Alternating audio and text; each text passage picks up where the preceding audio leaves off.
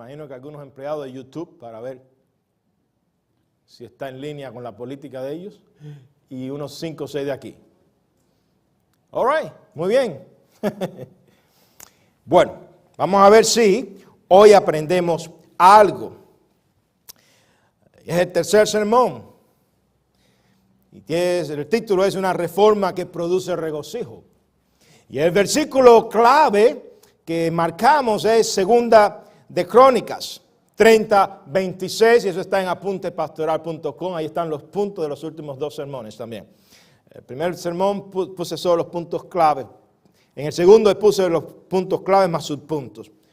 Porque era estudio bíblico. Dice Segunda de Crónicas 30:26, hubo entonces gran regocijo en Jerusalén. ¿Se acuerdan de eso? Porque desde los días de Salomón, hijo de David, rey de Israel, no había habido cosa semejante en Jerusalén. Probablemente alrededor de unos 260 años desde este rey hasta Salomón. Por 260 años aproximadamente. La suma de todos los reyes de Israel, bueno, de Judá. El otro es parecido, pero en Judá hay más reyes. Porque el norte cayó primero. La suma del reinado de todos ellos da alrededor de 300 años. ¿Okay? De todos esos reyes que descendieron de la línea, del linaje de David. Así que por 260 años aproximadamente no había habido una celebración como esa. Ellos no tenían ni idea de lo que era una celebración de Pascua. No tenían ni idea de la celebración en templos. Se había perdido todo. El templo era un museo, como muchas iglesias que son museos, o como muchos bautistas que son parecidos a los católicos romanos que van y un poquito más y dicen, se persignan. Ellos no tenían ni idea por 260 años. Quiero decirle esto para que ustedes entiendan el contexto. Porque en la introducción de los demás sermones no lo enfaticé tanto, pero tengan en mente qué pasa cuando las generaciones de una nación pierden toda la fe, la doctrina, las enseñanzas, y tienen algo allá de cierto conocimiento. Se había perdido la orden sacerdotal. Bueno, estaban los sacerdotes, los levitas, pero no lo habían visto trabajar ni ministrar.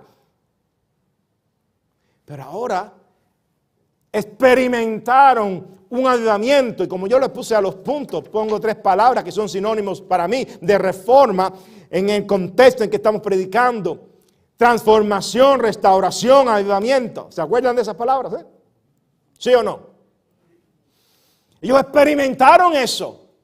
Y me imagino que ellos dirían, así era cuando David dejó los materiales listos, esas celebraciones con esos coros y esas alabanzas que hacían. Y luego cuando su hijo construyó el templo, era así.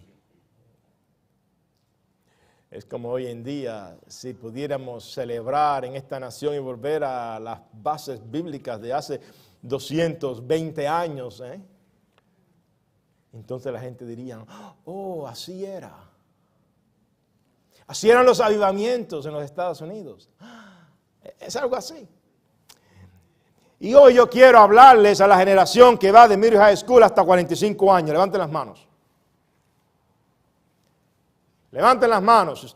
Muy bien, levanten las manos. No veo algunas manos que no se levantan. Sean humildes, no sean orgullosos, por favor. Levanten la mano.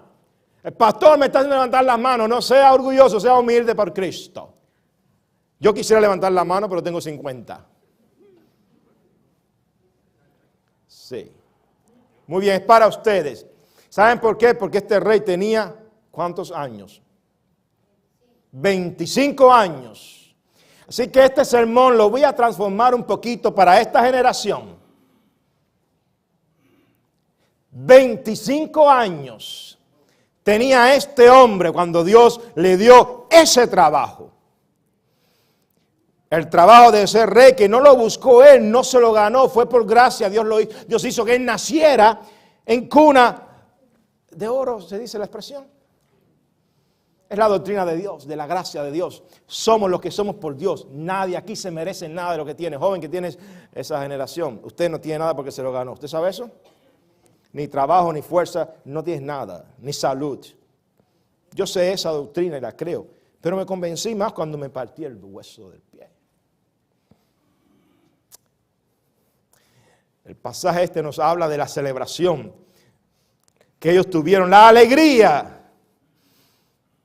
que experimentaron. Pero mi pregunta es, ¿cómo fue y por qué? Ya se acuerdan del primer sermón, capítulo 29, que reconstruyeron el templo, el lugar de adoración. Y dijimos que el lugar de adoración nuestro es el corazón, pero también la iglesia a la cual usted pertenece. Es doctrina. Su altar es el corazón, pero también la iglesia. Y dijimos que luego él organizó la adoración, la celebración de la Pascua, para traer unidad entre el sur y el norte. Y hay hermanos que están peleados en todas las iglesias. Aquí los hay, en todos lados. Hay personas que a ellos no les gusta, hay personas que entre ellos no se gustan. I understand, yo entiendo eso. Eso pasa. Y el que diga que no es verdad, no tiene los pies en la tierra. Nosotros tenemos los pies en la tierra, ¿verdad que sí? Lo que está en internet también, y no juzgue si escucha esta predicación, porque lo hago con gozo, porque a mí me inspira y me enseñó. A mí me enseñó. Y una de las cosas que siempre podemos decir, tenemos que decir es, estamos obligados a decir esas cosas. Pero ahora aparece el capítulo 31. Lo cual pudiera básicamente reducirse a la siguiente pregunta. Y después de la restauración o del culto de adoración, después de la alabanza, después de la comunión, después de tanta alegría, ¿qué? En términos nuevos testamentarios, después de la reunión de la iglesia, ¿qué? Ese es el capítulo 31. Después de experimentar un avivamiento en la vida de uno, después de uno reconocer sus pecados y venir al Señor, a Jesucristo, nuestro único y suficiente Salvador, porque no hay otro nombre dado a los hombres en que podamos ser salvos. Si usted está aquí y no tiene a Cristo, perdóneme, pero usted no tiene nada. Sin Cristo no hay nada. Hay que tener a Cristo. Y si nosotros tenemos a Cristo, ¿ahora qué? El capítulo 31 nos enseña ese qué. La acción. En inglés dicen money talk, ¿verdad que sí? La Biblia habla algo parecido. Permítanme leer el primer versículo y oramos.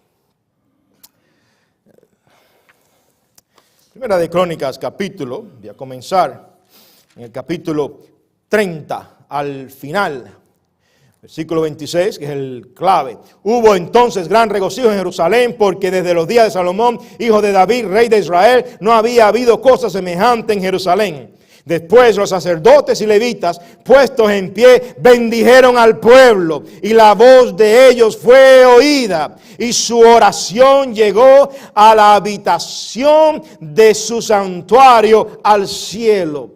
Cuánta figura literaria hermosa para describir la presencia de Dios.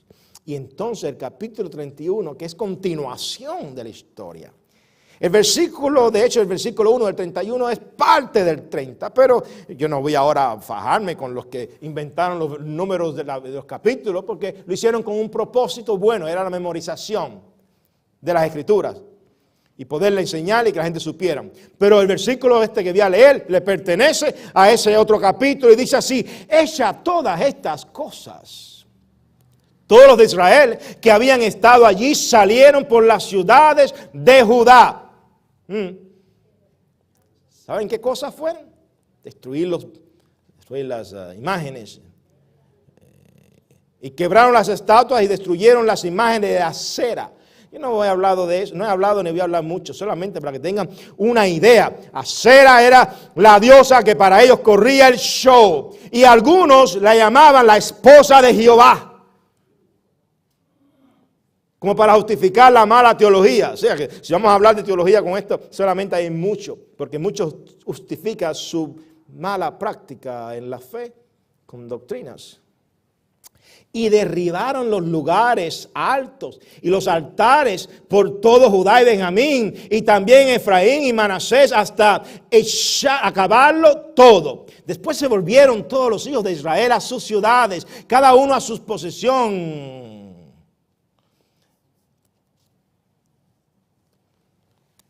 Después de aquel avivamiento, ¿qué? Señor, esto es un pasaje fuerte, Señor, y nos recuerda que nosotros a veces nos quedamos estancados por nuestros corazones. En las iglesias nos echamos las culpas los unos a los otros, pero sabemos que cada uno en su corazón tiene que crecer en la gracia. And Lord, we know that we're blaming each other. I want to talk to this generation, Lord. I want to pray so you may open the eyes of our teenagers and this younger generation, even those who are online. Because we're blaming each other, but we forget that everything that we're going through sometimes because of our heart. Help us to live the revival that we're proclaiming to have. Ayúdanos a vivir el avivamiento que nosotros proclamamos tener. Mira esta generación, Señor, en el nombre de Jesús. Amén. Al meditar en este pasaje, al leer este pasaje,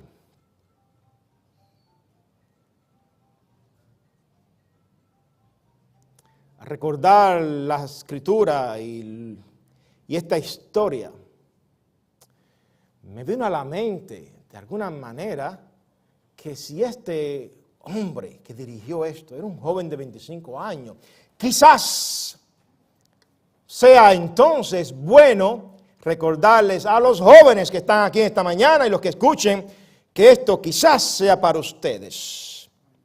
¿Y cómo yo sé eso? Por la pregunta que hice al principio. Siempre y cuando no se puedan levantar las manos y decir, yo aprendí esto, o yo recordé esto. Quizás entonces tenemos nosotros que hablar y hablar la palabra. Y dice el pasaje o nos enseña este pasaje, la estructura es un poco complicada porque aquí hay simplemente dos cosas. En un versículo se enseña que Ezequías, este joven de 25 años, restauró el orden de la labor, del trabajo de los sacerdotes, de los levitas. Eso es en el versículo 2. Y luego, desde el versículo 3 hasta el final, todo lo que hace el capítulo, en términos no testamentarios, ¿sabe qué es? Pedir dinero. Por eso es que para mí es difícil. Uno puede escaparse bajo la predicación expositiva y entretenerse qué significan las palabras en hebreo y ver cómo se pudiera aplicar. Ahí mataríamos el tiempo, ¿verdad? Es algo hermoso.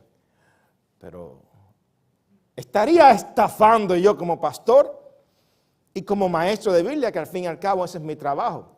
Porque dice la Biblia que Dios dio evangelistas, pastores y maestros. Son los 5 que el Señor Dios dio para su iglesia. Y a los pastores le llama pastores y maestros. Llamada kai didácticos. Pastores y maestros. Dice en griego una palabra que las pone juntas. Así que como pastor soy maestro. Y estaría estafando a los alumnos, que son las ovejas a las cuales ministro, si yo no enseño esto.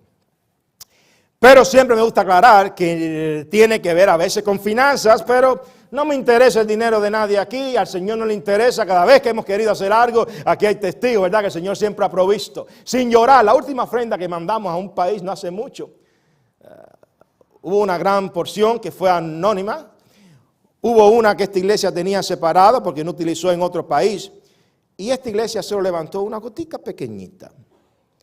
No hizo falta, el Señor movió de tal manera que se envió. Me gusta recordar ese piso de cemento. Muchos dirán, ¿qué tiene eso de bueno? No esperábamos pagarlo, ver cómo era. Y tomé una llamada para hablar con la compañía y ver, y luego que habló con ellos, le dijeron, no se preocupe, eso es una ofrenda. Y el cemento es caro, ¿verdad que sí? Y el Señor siempre ha provisto.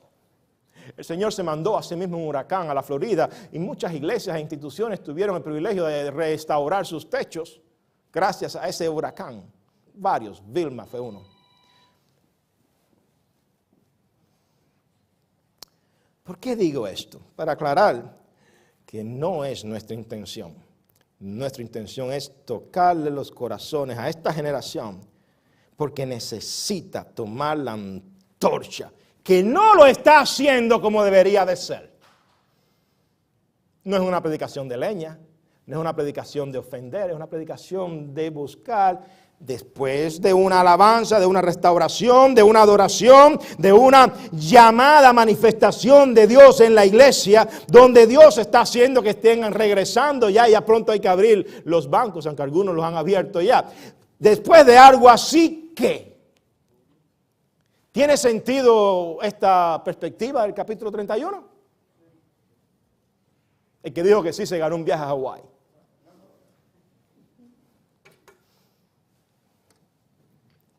Dice el versículo 2, arregló Ezequías. ¿Tienen eso marcado ahí? Si no, márquelo. Arregló Ezequías la distribución de los sacerdotes y de los levitas conforme a sus turnos, cada uno según su oficio sacerdotal o levítico, para ofrecer el holocausto y las ofrendas de paz para que ministraran, dieran gracias y alabaran dentro de las puertas de los atrios de Jehová. Esa es la primera porción que aparece aquí, independiente a los otros. Lo primero es Ezequías, ese joven de 25 años, dijo, lo primero que voy a hacer, líderes y consejeros que están al lado mío, vamos a restaurar la comunicación con Dios. Ya está restaurada porque fue con la Pascua, etcétera, pero ahora hay que afinar esto. ¿Por qué digo comunicación con Dios? Porque nosotros necesitábamos sacerdotes. Ahora no, ahora nosotros tenemos acceso al Padre fácil, ¿verdad que sí? Ellos podían orar, pero la oración nuestra está en un nivel después de la cruz. Yo no voy a dar una lección teológica en cuanto a eso de la oración, pero está en un nivel que es el que Dios quería, era su intención. Pero Cristo, el sumo sacerdote, permitió eso, ¿verdad que sí? Y ahora todo el mundo tiene acceso al Padre, no necesita un padre, un cura, un pastor, una virgen, no necesita nada, solo ir a Dios y hablar con Él, aunque no le vea, Él le habla y Él sabe y Él escucha. Por supuesto, pueden aclarar, Él va a responder según su voluntad. Y eso es bueno porque la voluntad de nuestra a veces es un poco torcida. Es como un niño pidiéndole al padre una cuchillita, una pistolita, pero que tire bala para que sea más realista. ¿Uno se la va a comprar? Claro que no. Él sabe. Dice el pasaje que él arregló. Esa palabra arreglar es organizar. Tomar lo que estaba desorganizado y ponerlo junto. Otra vez. Ponerlo de tal manera que funcione. Y esto pega muy bien con el segundo verbo que aparece, distribución. Bueno, no es un verbo, pero la manera en que estaba es una forma así. Arregló la manera en que tenían que estar los sacerdotes distribuidos en el trabajo. Conforme a dos cosas, y esto es interesante, de acuerdo a dos cosas sencillas, según el turno que les iba a tocar trabajar y según el oficio. En términos nuevo testamentarios, de acuerdo a sus dones y talentos. De acuerdo a lo que Dios les había dado, jóvenes de 25 años aquí, que tienen quizás 10, 15 menos o 10, 15 más. Esto es para ustedes. Está usted en la lista de la organización de poner los talentos en las manos de Dios, en el uso de nuestro Señor Jesucristo. ¿Qué talentos? Dirán muchos. El primer talento, para empezar, no hablo ahora de dinero ni finanzas, que ahorita va a estar, pero hablo de su vida. Su vida es un don, ¿sí o no? ¿Alguien aquí se merece vivir? Hay una novela clásica que salió a principios de los años 20, 1920, algo así, que se llamaba El Derecho de Nacer. Suena bien. Era en contra del aborto. Brillante. Una novela que deberían de volver a sacar y poner en todos los canales. ¿Ok? A veces los canales latinos los ponen porque están más liberales que los americanos. El derecho de nacer. Qué bonito, ¿eh? Bueno, quiero decirles algo. Aquí nosotros no tenemos ningún derecho. Todo es por gracia. Es por gracia. Y si usted no ha aprendido esto hasta estos momentos, pues déjeme decirle, pues póngase a leer más la Biblia. Porque todo es por gracia. Todo.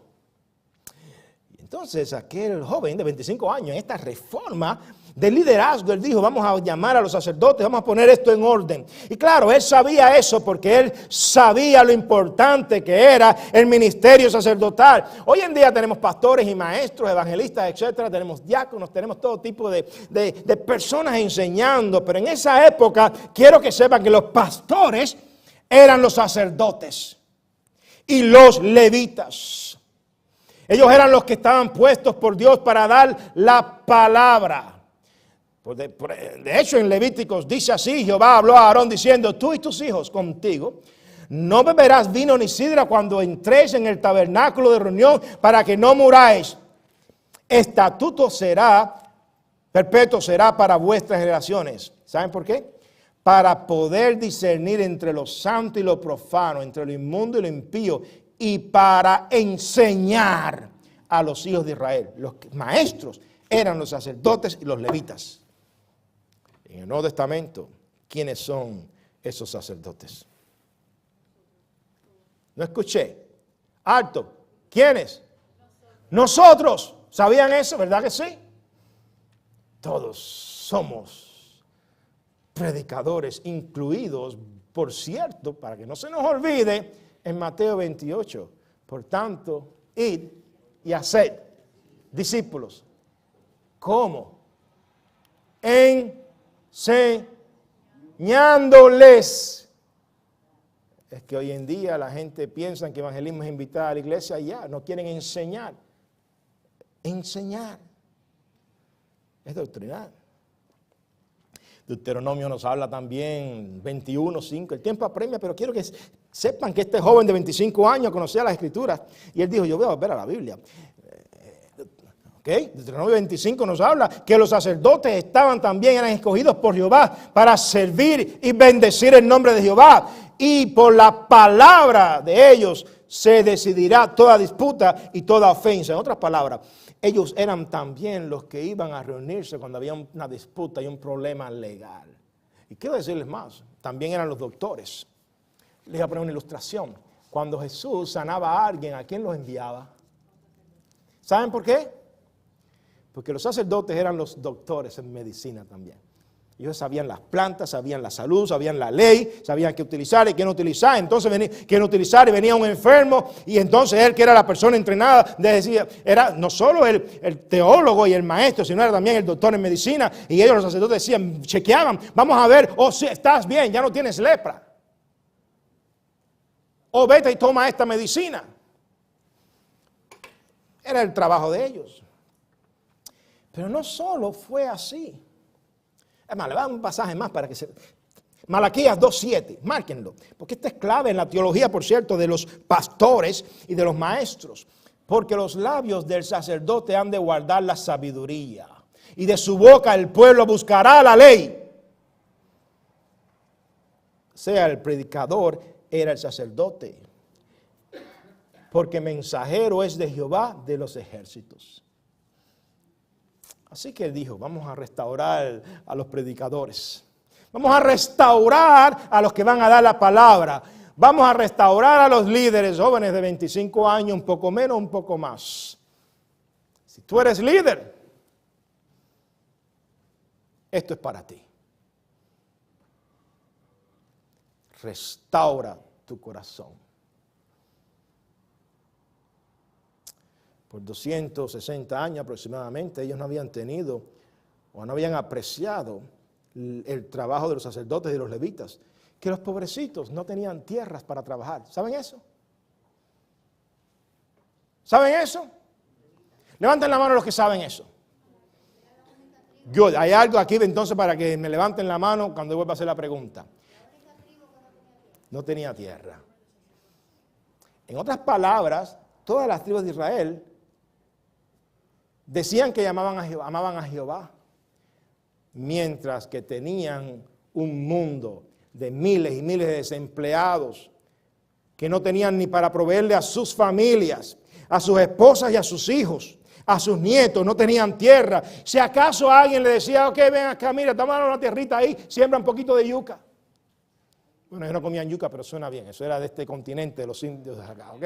Pero suena bien. Papa, tampoco. Era de Europa y ellos probablemente tenían, pero no era muy conocida. Trigo, ok. Bueno, es que ellos eran latinos. Era papa. Estoy forzando la escritura, pero no importa. Quiero ver un poco de sonrisa, porque lo que viene no es muy dulce. Es de la Biblia, cójanla con Dios, ¿no? Dice la palabra que ellos no tenían tierra.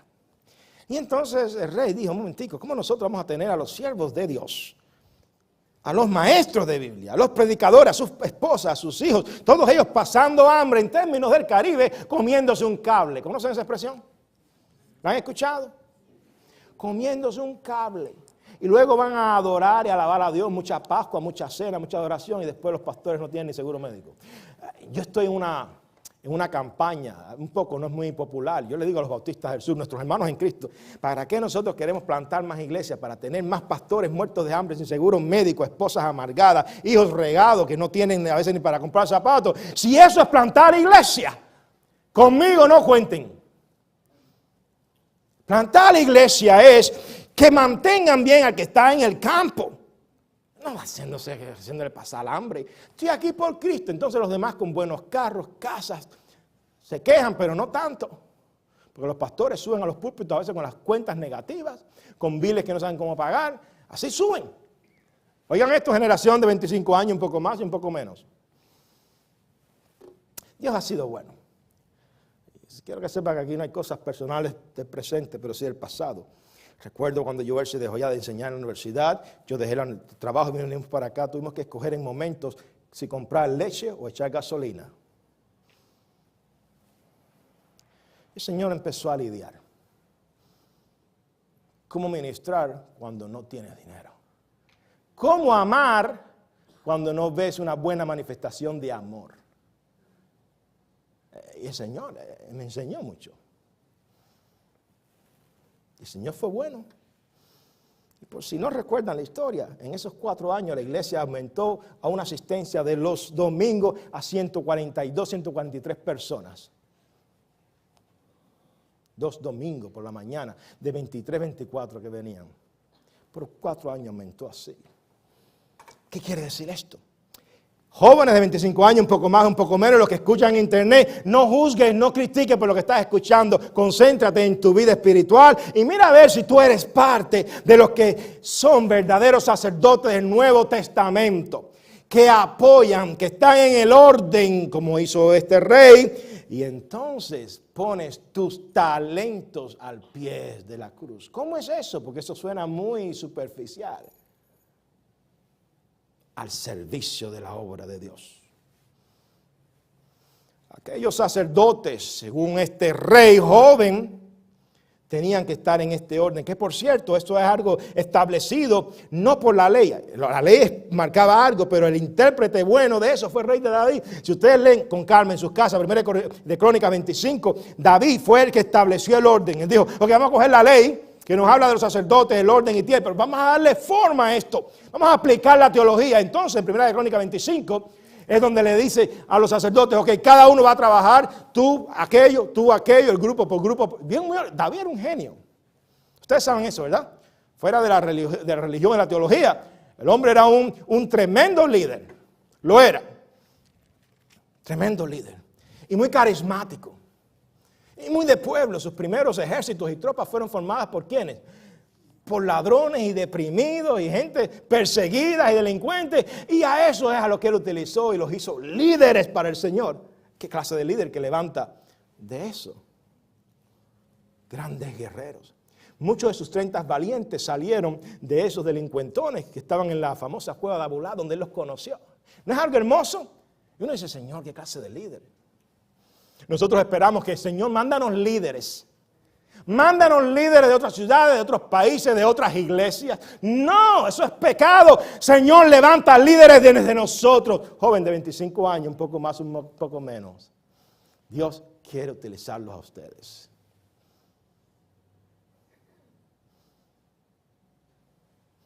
Entren en el orden. Entren en el orden. Vamos a no juzgar tanto, a no criticar tanto. Sí, ¿hay iglesias mejores? Claro que sí. ¿Hay pastores mejores? Sí, claro que sí. Pero también hay miembros mejores. Nadie puede pensar que es la última Coca-Cola en el desierto. ¿Conocen esa frase? Así que meditemos en esta línea. Pero no se queda ahí. Ahora viene la parte más difícil. Voy a repetir el punto primero. Alguien me lo lea, a ver si están conmigo. Una reforma, no, el punto 1, por favor. Una reforma, ¿qué es transformación? Paréntesis, ignórenlo, eso es para recalcar lo que yo quiero decir con reforma, ¿ok? Una reforma, todo lo amarillo.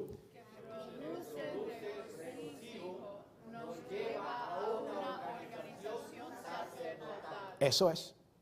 Eso fue todo lo que dije. No lo inventé yo.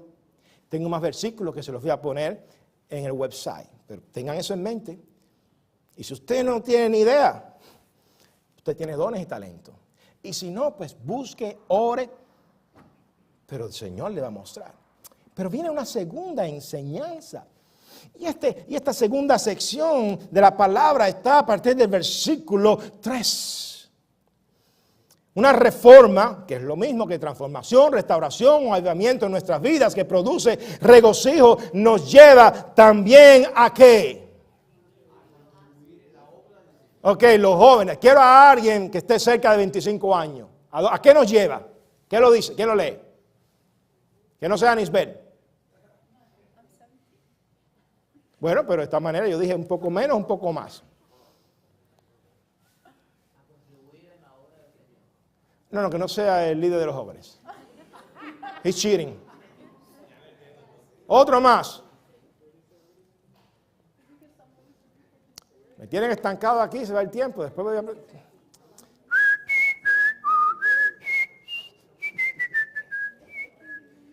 ¿Quién me dice? ¿A qué nos lleva? Bueno, nos lleva a contribuir, pero eso lleva a humildad. La humildad es lo que a veces nos permite que nosotros respondamos una pregunta tan simple como esta. Hay que tener humildad. Lo hago para envolvernos. Todos los que tienen 25 años, más o menos, esta pregunta era para ustedes. No se sientan mal por mis preguntas. No son tontas, no son ridículas. Es para que meditemos dónde estamos. ¿Dónde estamos? La semana pasada no lo dijeron, pero les voy a decir algo. De todo el sermón, lo que más se acuerda es que el pastor dijo en público el problema de la lamparita esa. Yo lo sé porque yo hago mis preguntas y mi investigación. Yo no me subo aquí y hago una pregunta como ponte al frente de los lobos, no. Yo soy astuto, yo pregunto y tanteo. Lo que más llamó la atención fue eso que yo dije, esa ilustración. Porque tocó nuestros corazones, nuestro orgullo, lo que no hacemos. Iglesia de Jesucristo, yo he sido tacaño en ocasiones donde el Señor ha querido que yo ofrende, que yo diezme, y yo he puesto mi ofrenda a un lado en asuntos personales en vez de dársela al Señor, sabiendo tanto que hay que hacer. ¿Saben por qué? Por la vanidad y el orgullo. Queremos carros nuevos, queremos casas, queremos ¿qué? Ropas buenas del mall, no de Trifco, no de Walmart, del mall. Y de marcas. Yo no sé nada de marca, pero yo escucho cosas. En mi país, en Cuba, a veces personas que dicen marca, yo se quedan asombrados. ¿Pero qué les pasa? Si yo no compro, me interesa 3 comidas las marcas. Si Walmart me queda en la esquina. Yo no sé qué, pero qué. Es más, si supieran que yo tengo ropa de Trifco. ¿Trifco se llama la tienda esa? ¿Cómo se llama? No tenga pena. Me mira con los ojos así. Del mall, sí. Las que me han regalado, como esta camisa fina, no la compré, me la regalaron. Calamidades, literalmente, un hermano que está con el Señor y esta camisa era de él. En este caso se aplica. Pero muchos jóvenes, este es el momento del fuego. El rey contribuyó de su propia, ¿qué dice? Versículo 3. Generación de 25 años más o menos. El rey contribuyó ¿de dónde? Shh, hermanos, dejen que los jóvenes hablen. El rey contribuyó ¿de dónde? ¿Quién fue ese que no vi la careta? Levanta la mano. Dios te bendiga. No, fue su sobrino. Te felicito. Jóvenes miembros de esta congregación, mírenlo. Te felicito. Él me está diciendo que él sacó de las cosas de él para el Señor. Lo mío es mío y lo tuyo es mío. Es la mentalidad normal, ¿verdad? Pero él contribuyó de su propia hacienda. En otras palabras, él puso el ejemplo. Jóvenes de 25 años, más o menos. Pon el ejemplo.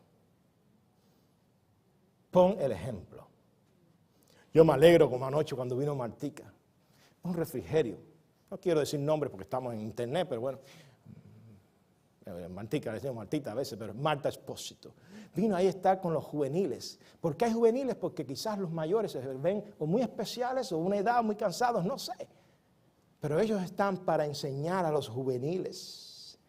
Y Martica vino. Cuando yo veo eso, es un refrigerio. ¿Dónde estaban los demás? ¿Dónde estaban? Dice la palabra que ellos contribuyeron. Este rey contribuyó de su propia hacienda.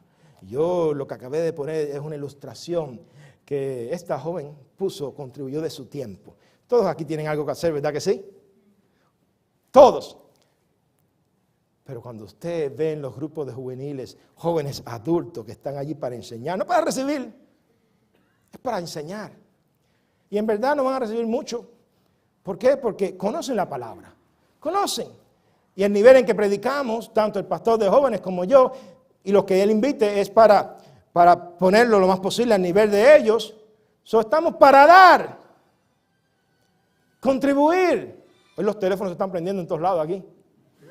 Es como que yo les voy a decir por qué, porque no lo voy a decir, pero cuídese que no seamos, nuestros equipos, el diablo nos entretiene, a mí me ha pasado. Dice la palabra que entonces mandó también al pueblo, versículo 4, que habitaba en Jerusalén, que diera la porción correspondiente a los sacerdotes y levitas, para que ellos se dedicaran a la ley de Jehová. ¿Oyeron eso?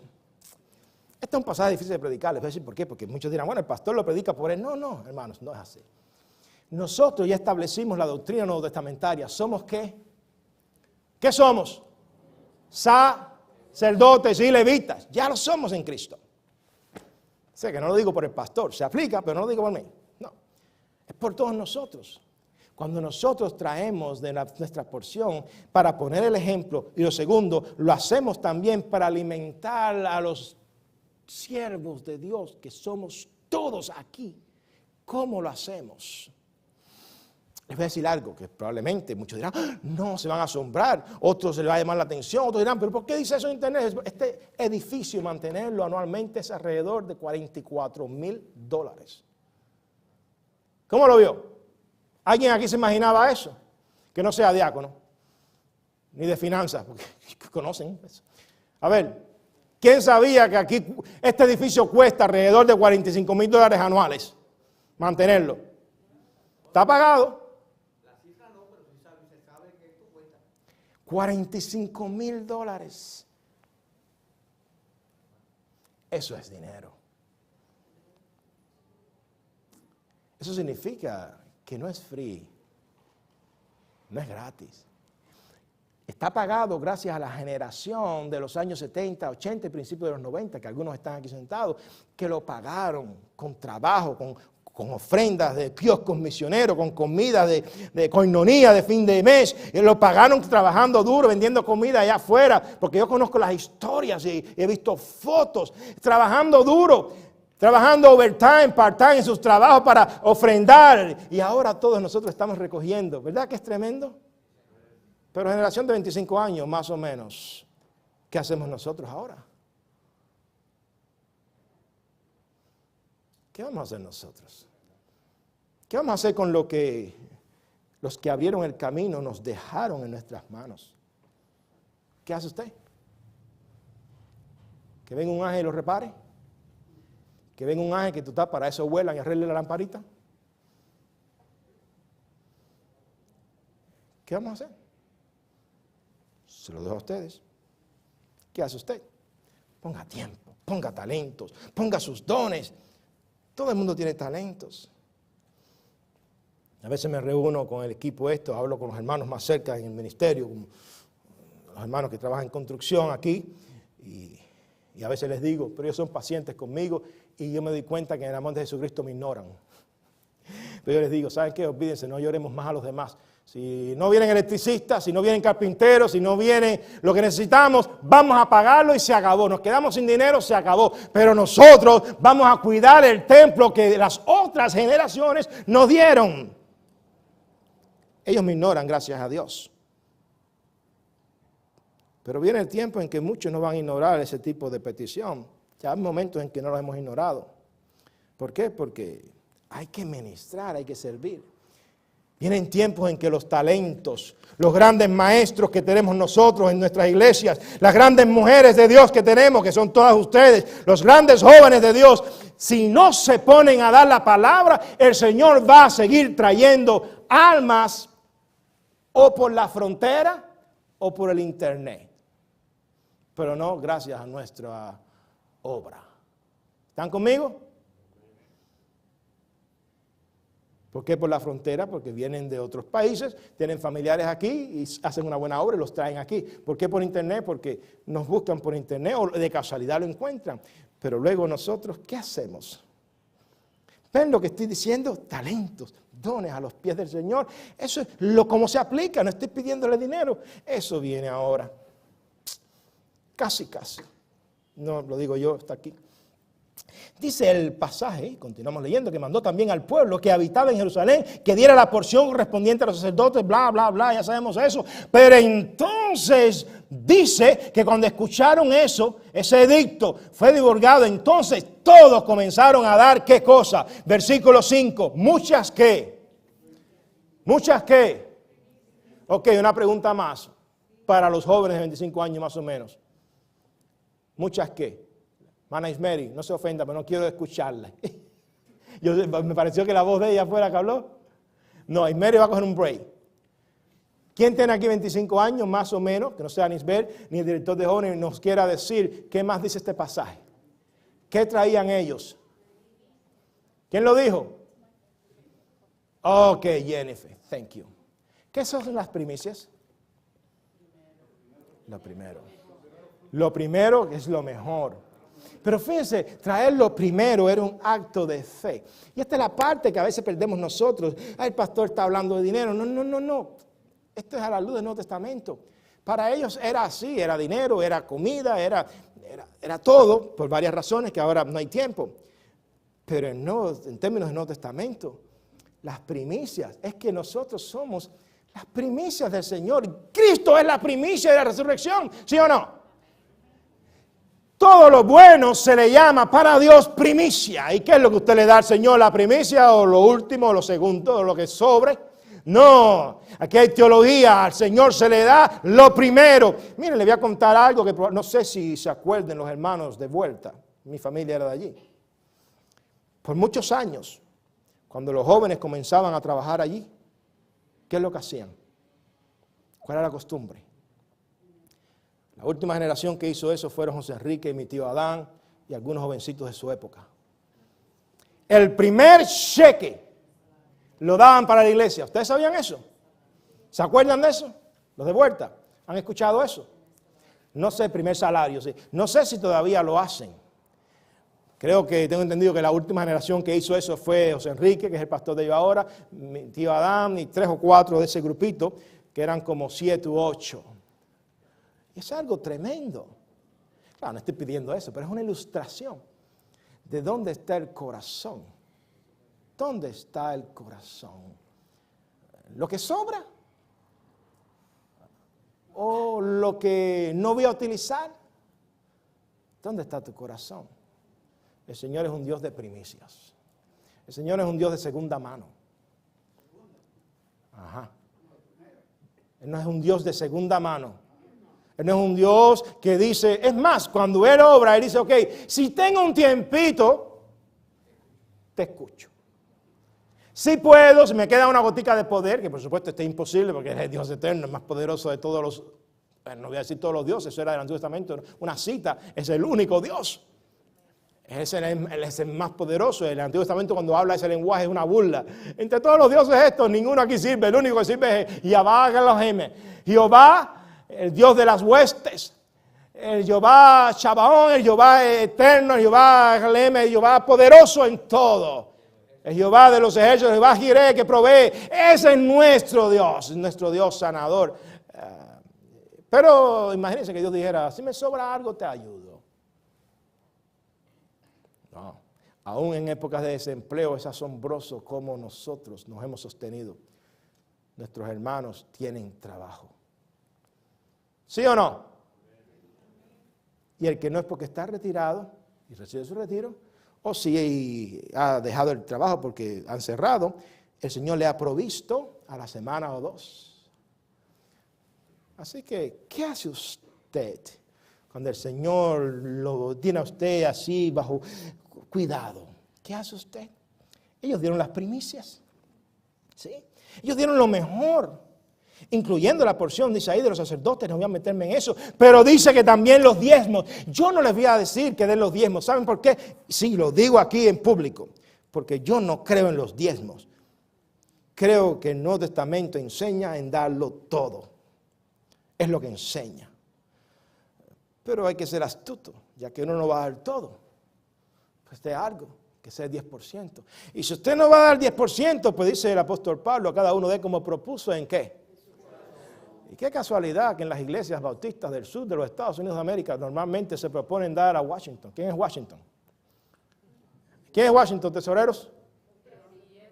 De a uno. Como la reunión de los billetes, estaba el de 20. ¿Quién está en 20? ¿Es Abraham? No me acuerdo de ahora. ¿Quién? Andrew. Yeah. Estaban reunidos y todos hablando de sus privilegios y todas las cosas que tenían. Y llega a Washington y dice, pues yo estoy privilegiado, yo de la iglesia no salgo. El billete de a uno. Ustedes están en club, en partidos políticos, aquí y allá, en la Casa Blanca y en grandes acuerdos políticos para grandes deudas para el gobierno, cualquier semejanza es pura coincidencia, etcétera, etcétera, cualquier gasto en el gobierno es pura coincidencia, pero yo me mantengo en las iglesias bautistas. Así que sería interesante decirle a Washington, cógete un break. Esto suena quizás para mucho, el pastor hablando de dinero, pidiendo dinero, sí suena extraño, a mí me parece mentira que lo estoy haciendo, pero es que no está aquí. Cada uno dé como propuso en su corazón. No con tristeza, por cierto, ni por obligación, como dice el apóstol Pablo, porque Dios ama y con razón ellos estaban contentos. Tenían la alegría del avivamiento y ahora la alegría de dar. Y tanto fue así que eso nos lleva a una tercera y última idea. Y es que una reforma, perdonen el tiempo, pero es que después de esto más nunca voy a hablar de este pasaje. Una reforma o una transformación, restauración, avivamiento en nuestras vidas que produce regocijo, nos llevará a experimentar las abundancias ¿de qué? De las bendiciones de Dios. Si en la iglesia no hay abundancia, algo pasa con el corazón nuestro. El hermano bueno, cuando me llega a enseñar las cosas, ponerme al día de las finanzas, yo soy honesto y le digo, no te preocupes, tienen trabajo, el problema está en el corazón. ¿Qué pasa? Y fíjense, darle al Señor es un privilegio. Repito, yo no estoy pidiendo diezmo, yo no creo en diezmo. Creo que al contrario, diezmo eso es de la ley. De hecho, nosotros no damos diezmo, no creo eso, porque nosotros no podemos ofrecer diezmo, porque los diezmos solo los reciben bajo la ley los sacerdotes. O sea que como quiera que lo miremos, los bautistas del sur me escuchan esto y se molestan. Nosotros tenemos que dar más del diezmo. Pero ya que no lo hacemos, vamos a dar entonces cerca, pero vamos a ponernos en el corazón, dar. Dar, no te propongas lo que sobra. Porque aquí nadie se le ocurre decir, oh, yo voy a pagar si tengo, si me queda la luz o el agua. Porque se la van a cortar. ¿Sí o no? A mí se me olvidó en una ocasión, no hace mucho, y el van de la iglesia me salvó. ¿Saben por qué? Porque cuando yo salía el hombre no sabía cómo desconectar el agua porque el van de la iglesia estaba mal estacionado encima de la tapa del agua. Y yo dije, ¿cómo que no he pagado? Porque yo desconecté todo, no quiero saber de nada que entren a mi cuenta del banco, yo pago. Porque uno no sabe en estos días, en estos tiempos, lo que pase. Llamamos entonces y pagamos. Pero el ban me salvó. Así que la iglesia siempre nos salva. Así que la iglesia es buena, aún el ban me salvó de que me desconectaran el agua. Amados hermanos, esto suena extraño, lo que estoy diciendo es extraño, pero no es mío, es de la palabra de Dios.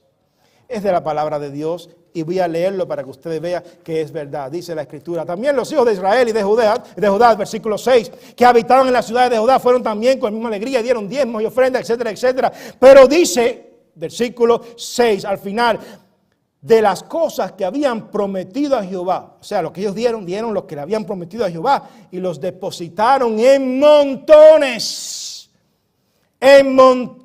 y tanto fue así que dice el pasaje en el párrafo siguiente que cuando el rey llegó con los príncipes y toda su tropa para organizar y ver cómo iba a ayudar en el orden, le dijeron, él preguntó, ¿qué es estos montones? ¿Cuántas cosas? ¿Cuántos alimentos? ¿Qué es esto? Hay de todo, animales, vacas, porque eso era también para el sistema de welfare del gobierno, para los pobres era el sistema. Y ellos le dijeron, ha quedado esto con tanta abundancia de provisiones, porque Dios los ha llenado de bendiciones. Cuando damos, Dios nos da. Porque cuando damos, estamos correspondiendo al capítulo 29. Mucho templo, mucha adoración, mucha alabanza. Pero ¿qué hacemos con los dones y los talentos? Fíjate que no mencioné el dinero, eso vino del otro capítulo. Mucho templo, mucha alabanza, pero no hay una verdadera Pascua, capítulo 30. No hay una verdadera cena, restauración entre los hermanos, participación en la coinonía de la iglesia. Ese es el capítulo 30 en la visión nuevo testamentaria, no de la ley. Mucha adoración, mucho templo, pero la Pascua se queda más o menos a media. La Pascua, la cena del Señor, la comunión entre nosotros, el llamarnos, en participar con la célula de oración. ¿Cómo es posible? Oh Señor, perdonen que toque siempre la misma tecla. Es que si no lo hacemos, no avanzamos. Y ahora el capítulo 31 nos dice, no te quedes ni en el templo, ni en la celebración de la Pascua, que es un pacto. No, haz algo más. Pon a tu disposición tu vida. Ponte en orden, el orden como los sacerdotes. Pon tu oficio, lo que tú haces a los pies del Señor. Y también tu ganancia. Eso es lo que dice. Quiera Dios que nosotros tomemos estos 3 capítulos en nuestras vidas, porque el Señor va a hacer grandes cosas si lo hacemos. Y por supuesto, el capítulo siguiente es Satanás. Mucho templo, mucha adoración, mucha comunión, coinonía, mucha Pascua. Y ahora están dándole al Señor, ahora están ofreciéndole ofrendas, sacrificios, dando sus vidas y trabajando para el Señor. Tengo que hacer algo. Y es ahí donde aparece Senaquerib. Quiera Dios que estén para el próximo estudio, que va a ser el miércoles. Termina esto, pero Senaquerib viene en camino. El diablo no se queda tranquilo. De hecho, cuando nos vayamos hoy, probablemente algo afecte lo que escuchamos hoy. Quiera Dios que sean firmes y se mantengan en la verdadera doctrina de este pasaje aplicado en el Nuevo Testamento.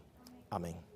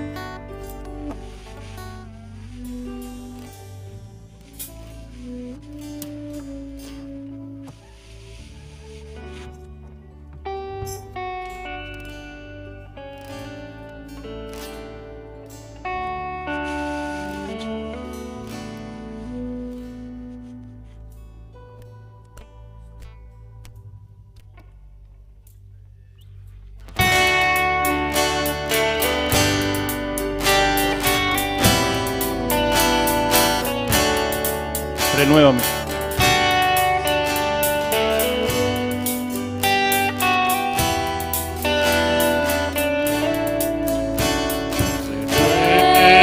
Renuévame, Señor Jesús.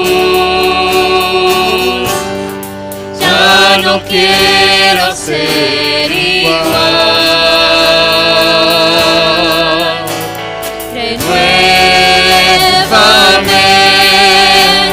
Señor Jesús,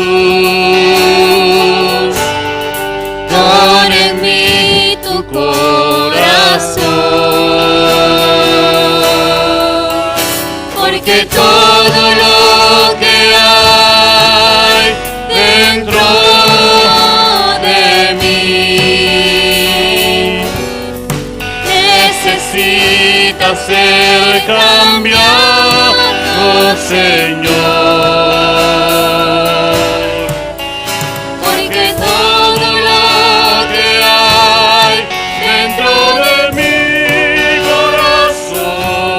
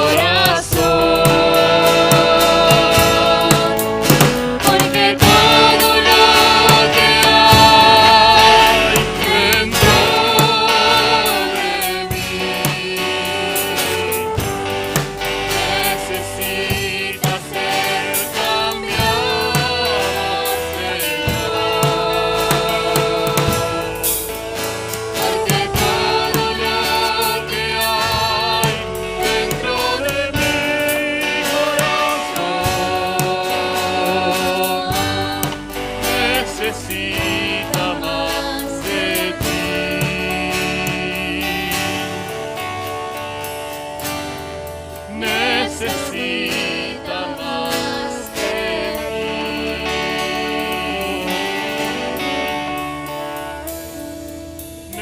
necesita más